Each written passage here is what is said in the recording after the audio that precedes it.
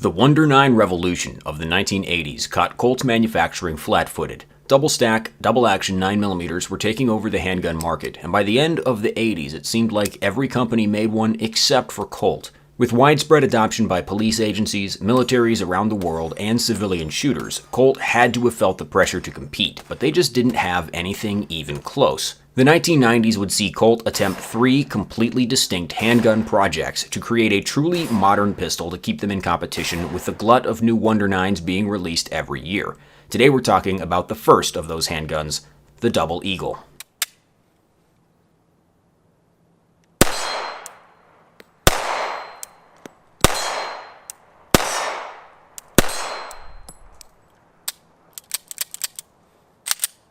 Today's video is made possible by our sponsor, Blue Alpha. Check out Blue Alpha at the link in the video description for the best EDC gun belts on the planet. Blue Alpha also has 2-layer battle belts and duty belts, as well as magazine pouches and dump pouches, all made in the United States. Thank you to Blue Alpha for supporting this channel. Thank you guys for watching. Let's get back to the video.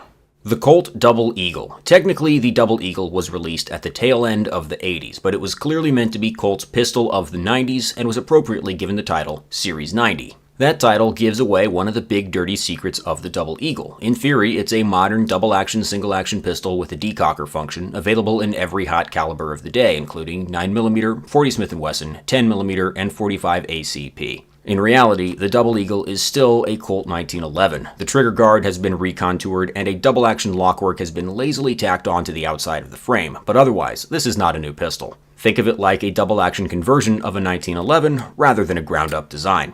Colt had previously updated the classic 1911 design a few times with the Series 70 and Series 80, introduced in the 70s and 80s respectively. With the Series 70, Colt changed the barrel bushing and then changed it back. With the Series 80, Colt added a firing pin safety to make the 1911 truly drop-safe, which proved to be unpopular, so many other manufacturers changed it back. In recent years, it's become a bit of a faux pas for a gun to go off uncommanded, but competition shooters don't let anything stand between them and a good trigger. The Series 90 Double Eagle starts with a frame nearly identical to a standard 1911, with only a few more modern contours around the trigger guard. There's a more exaggerated undercut that allows you to get a higher grip on the pistol, and the front of the trigger guard is hooked and textured, which was the style at the time. The Double Eagle is a decocker-only, double-action, single-action pistol. The classic 1911 frame safety has been dropped, as has the grip safety. In its place is a plastic filler piece, really hammering home the hasty nature of the double-action conversion.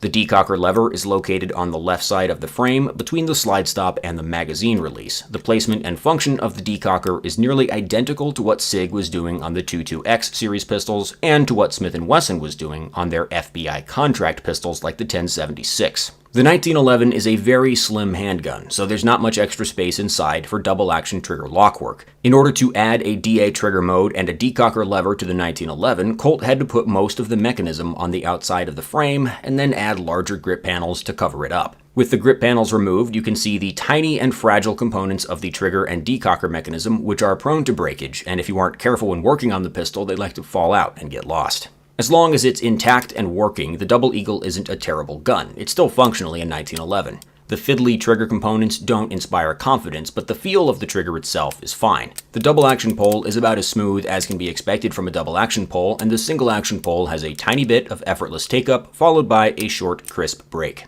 The decocker mechanism drops the hammer when pressed down and catches it, then releases it the rest of the way when you release the lever, just like on a SIG.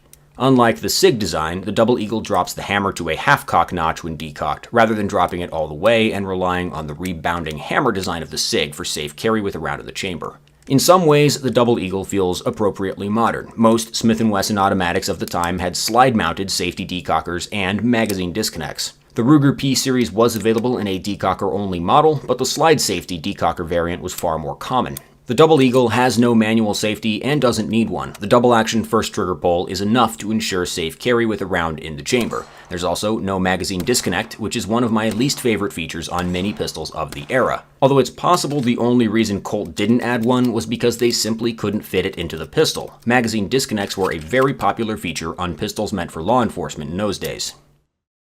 The Double Eagle has one big ergonomic failing. The grip panels add width to the back of the frame, and the trigger guard undercut helps you get your hand higher up on the grip. If you shoot the Double Eagle with a thumbs-high grip, the web of your hand gets battered by the back corner of the grip panel. On a 1911, the backstrap area is thinner and you can rest your thumb on the safety lever. It's hard to find a comfortable way to shoot the Double Eagle two-handed. And mine is just chambered in .45 ACP. The gun was also available in .40 Smith & Wesson and 10mm. Both of those calibers would be punishing to shoot out of a Double Eagle. Ow. What the fuck? The Series 90 was available in all the typical sizes of 1911, full size, commander size, and officer size. With the Double Eagle, the only difference is in slide length. All three sizes use the same magazines. The Double Eagle is an inverse TARDIS. It's smaller on the inside than on the outside, so despite being wider than a 1911, it still only takes low-capacity, single-stack magazines. That means a capacity of 8 rounds of .45 ACP in the flush-fitting magazine, or a whopping 9 rounds in 9mm. The appeal of Wonder 9s wasn't just the trendy DASA triggers, it was also the cavernous double-stack 15-plus round magazines. So perhaps needless to say, the Double Eagle wasn't a runaway success. Colt's pistol of the 90s didn't even make it through the decade before being discontinued. Colt would try their hand at making a Wonder 9 one more time in the 90s with the All-American 2000, their pistol for the new millennium, which also didn't make it to Y2K. Ultimately, they would just give up and ask CZ to make a gun for them, but that project fell apart and Colt went back to business as usual, which for them is making legacy collectible pistols and going out of business every couple of years. It's dead, kid.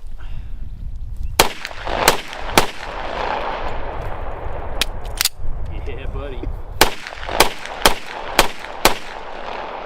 Hey, luck back that time. Thunder Ranch. I'm not much of a Colt fan because I'm a millennial and they have never been successful or interesting during my lifetime. So why did I buy a Double Eagle? First of all, you know I love sucky, failed, discontinued guns. And secondly, the Double Eagle was in one of my favorite video games of all time, Perfect Dark. A peculiar choice for a game that came out in the year 2000 and takes place in the year 2023. The Double Eagle was discontinued before Perfect Dark was even in development. Oh well, the Double Eagle is unmistakable, even in a low-resolution N64 model, thanks to those distinctive grip panels. And its in-game name is the Falcon 2, in case you aren't convinced.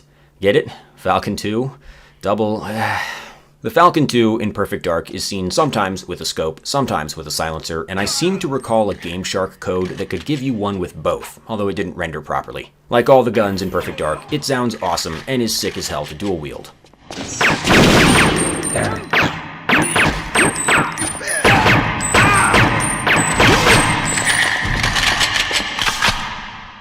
My example of the Double Eagle is an officer's model chambered in .45 ACP. This is the Mark II revision of the Double Eagle, which has a slightly reworked trigger shoe and trigger guard to keep you from pinching your trigger finger, and in theory tweaked trigger and decocker springs to keep them from falling out so easily. Double Eagles usually go for way more money than I would pay for a garbage meme gun from a video game I like, but I got this one for an acceptable price because it's only in mediocre condition. Colt collectors love their minty fresh, complete in-box vintage pistols and will pay huge money for them, but this one went unwanted on Gunbroker because it has obvious carry wear and probably a very high round count. The pistol and the magazines it came with are so worn out that it barely ever locks open on the last round. I picked up a brand new 7-round 1911 magazine to test it with, and that improved lockback somewhat but didn't fix it.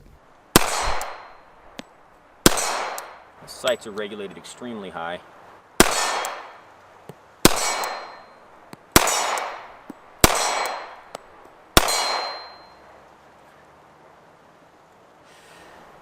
Yeah, it's still a 1911 at heart. Motherfucker. The Double Eagle seems like it could have been more successful if it had just won a nice, juicy contract. The late 80s and early 90s was when the FBI was in the process of adopting a new pistol in 10mm following the Miami-Dade shootout, and the Double Eagle was at least considered, as far as I can tell. It seems like a perfectly adequate candidate, available in 10mm with the same magazine capacity and decocker design as the Smith & Wesson 1076 that the FBI ultimately adopted. Ironically, despite the Double Eagle's reputation for fragility, the 1076 didn't fare any better. It was subject to a recall and was almost immediately dropped by the FBI because it was prone to breakage. Colt's output during the 90s has not been unfairly overlooked. The Double Eagle is bad. The All-American 2000 isn't great. The Z40 wasn't really a Colt.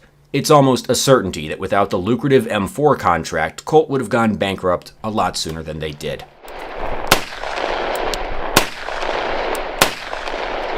I gotta admit, it sounds cool. I've never heard a 45 sound like that. It's very shouty.